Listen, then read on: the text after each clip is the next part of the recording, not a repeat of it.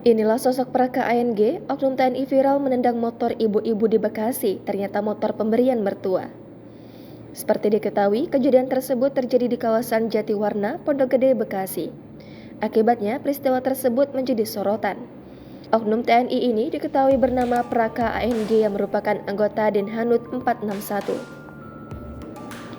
Baru-baru ini terungkap kabar soal motor yang dikendarai Praka ANG ini ternyata motor pemberian dari mertua yang kini statusnya masih kredit. Hal ini disampaikan dalam Instagram @nelsonvalela2 pada Selasa 25 April yang menunjukkan bukti hasil pencarian motor milik oknum TNI tersebut. Dalam hasil pencarian tersebut, tampak status kepemilikan kendaraan roda 2 milik ayah mertua dari oknum TNI itu. Dijelaskan dalam keterangan unggahan itu bahwa motor yang dikendarai Praka ANG dibelikan oleh ayah mertua untuk sang menantu di Jakarta yang saat ini sebagai anggota Denhanud 461. Bahkan dijelaskan status motor tersebut masih kredit. Adapun Praka ANG kini sudah mendapatkan sanksi disiplin dari atasannya akibat perbuatan tak menyenangkan tersebut. Dan Denhanud 471 sendiri bakal meminta maaf kepada si ibu pemotor atas tindakan anak buahnya tersebut.